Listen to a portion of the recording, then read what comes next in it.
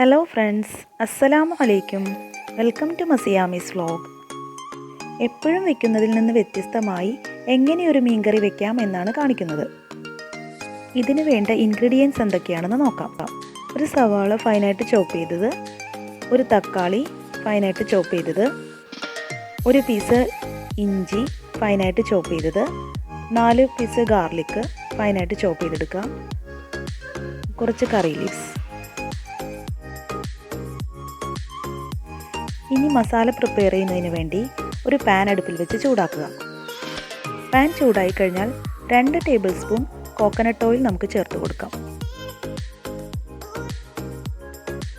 ഇനി ഇതിലേക്ക് കറി leaves, ginger, garlic, സവാള ചോപ്പ് ചെയ്തത് എന്നിവ ചേർത്ത് കൊടുക്കാം.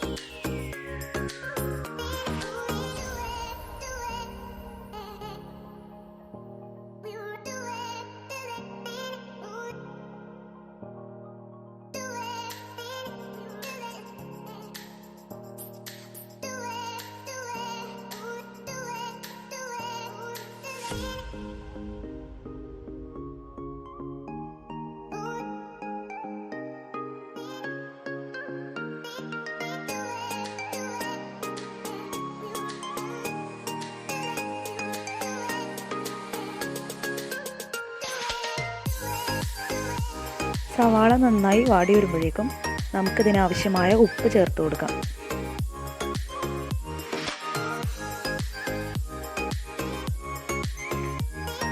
സവാള നന്നായി വാടി വരുമ്പോൾ 1/4 ടീസ്പൂൺ മഞ്ഞൾപ്പൊടിയും 1/2 ടീസ്പൂൺ മല്ലിപ്പൊടിയും ചേർത്ത് കൊടുക്കാം.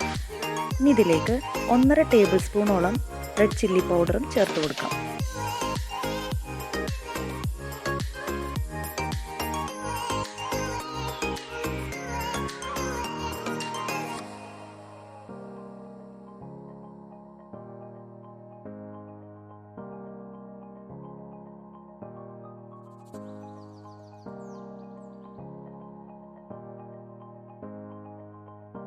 മസാലയുടെ പച്ചമണം മാറി വരുമ്പോഴേക്കും തക്കാളി ചോപ്പ് ചെയ്തത് ചേർത്ത് കൊടുക്കാം.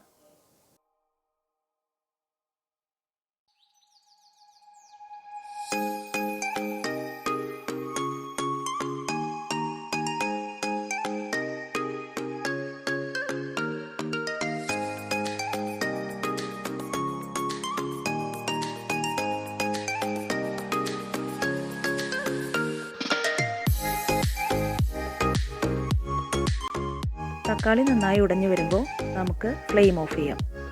ഈ മസാല നമുക്ക് തണുക്കാൻ വെക്കാം. ഇത് തണുക്കുന്ന സമയം കൊണ്ട് ഒരു തേങ്ങ ഉപയോഗിച്ച് നമുക്ക് തേങ്ങാപ്പാൽ റെഡിയാക്കാം.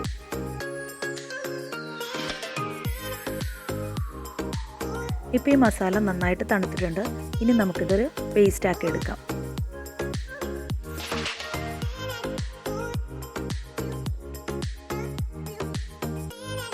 ഇനി നമുക്ക് 4 കുടംപുളി നന്നായി കഴുകി സോക്ക് ചെയ്ത് വെക്കാം.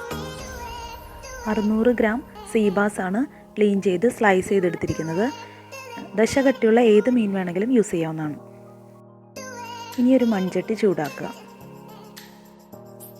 അതിലേക്ക് 1 ടേബിൾ സ്പൂൺ കോക്കനട്ട് ഓയിൽ ഒഴിച്ചു കൊടുക്കാം.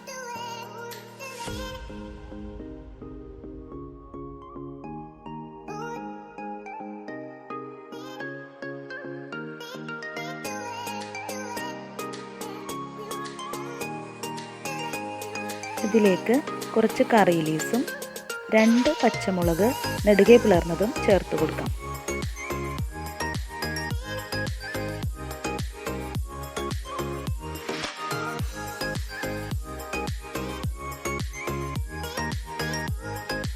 ഇനി ഇതിലേക്ക് നമ്മൾ നേരത്തെ പേസ്റ്റാക്കി വെച്ചിരിക്കുന്ന മസാലയും കോക്കനട്ട് മിൽക്കും കൂടി മിക്സ് ചെയ്ത് ചേർത്ത് കൊടുക്കാം.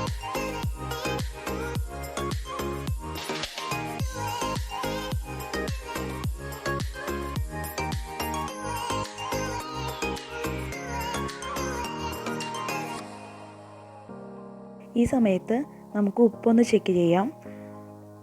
മസാല പ്രിപ്പയർ ചെയ്തപ്പോൾ ആവശ്യമായ ഉപ്പ് ചേർത്തതാണ്. ഉപ്പ് നോക്കിയിട്ട് ചേർത്ത് കൊടുക്കാം. ഇനി ഇതിലേക്ക് സോക്ക് ചെയ്ത് വെച്ചിരിക്കുന്ന കുടംപുളി കൂടി ചേർത്ത് കൊടുക്കാം.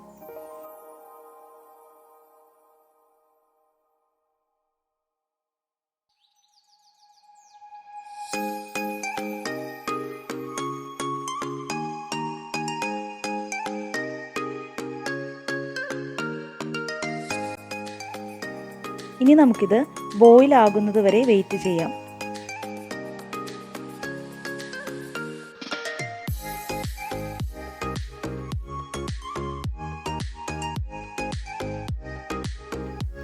ബോയിലായി കഴിഞ്ഞാൽ നമുക്കിതിലേക്ക് ഫിഷ് ആഡ് ചെയ്ത് കൊടുക്കാം.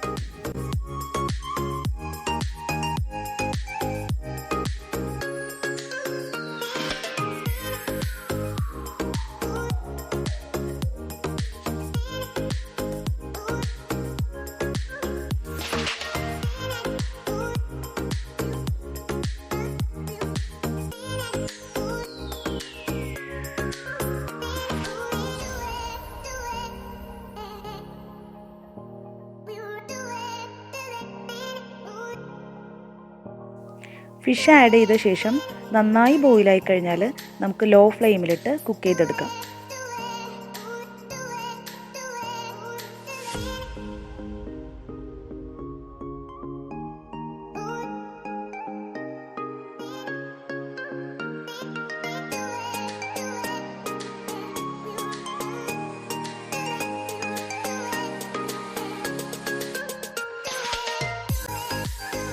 ലോ ഫ്ലെയിമിലിട്ട് ഒരു 10-15 മിനിറ്റ് കുക്ക് ചെയ്ത ശേഷം നമുക്കതിൻ്റെ കൺസിസ്റ്റൻസി ഒന്ന് ചെക്ക് ചെയ്യാം.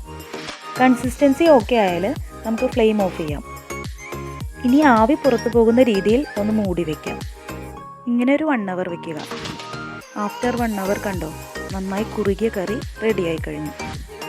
ഇപ്പോൾ നമുക്കിത് സെർവ് ചെയ്യാം. If you like the video, please subscribe and share. Thank you for watching.